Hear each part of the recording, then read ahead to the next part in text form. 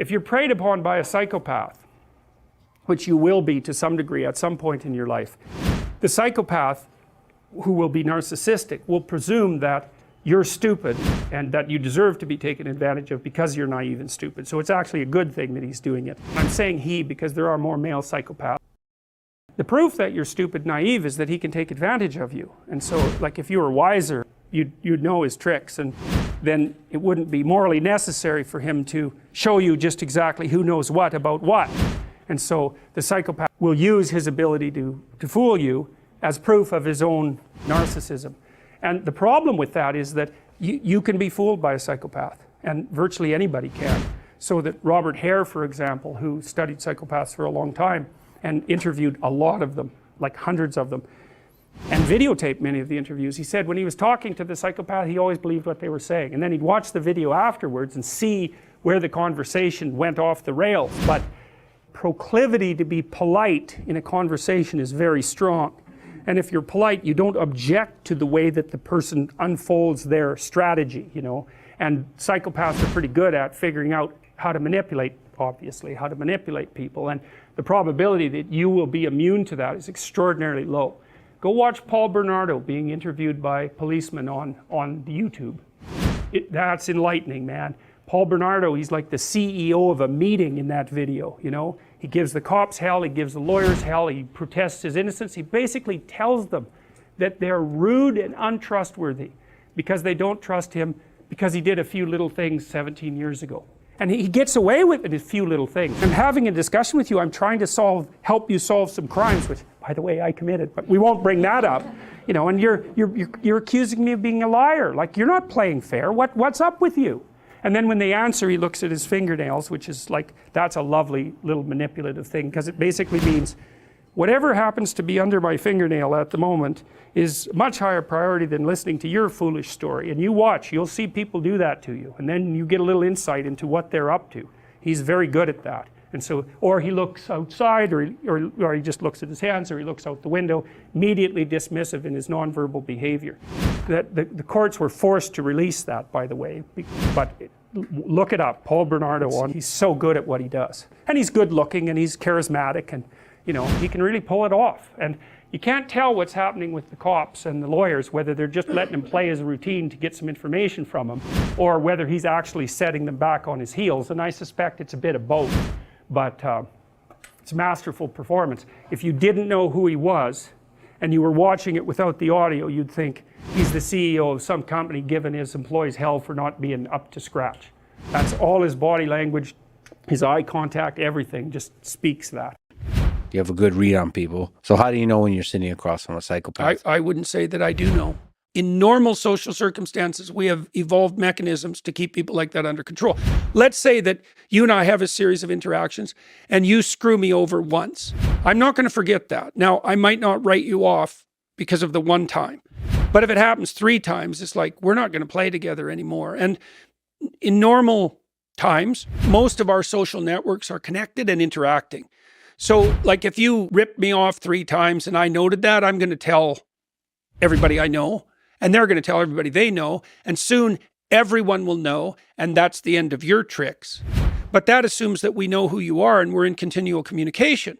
Well, all of that's gone online. So anonymity does that, and so does the amplification of emotional intensity by the social media platforms and their algorithms. I think what we're doing, this is happening on Twitter continually, is we're giving the 5% of psychopaths a radically disproportionate voice. And what they're doing is there's a bunch of them on the left, and they're all, we're so compassionate. And there's a bunch of them on the right, and at the moment they're all, we're so Christian and free speech oriented. It's like, no, you're not. You're a narcissistic psychopaths, and that's your camouflage. And you hide behind your anonymity, and you use fractious and divisive language to attract fools and to elevate your social status and your clout. And not only that, to gain, what would you say, satisfaction for your sadistic impulses. See, the problem is it's hard to tell who is the psychopath and who is a heterodox truth seeker.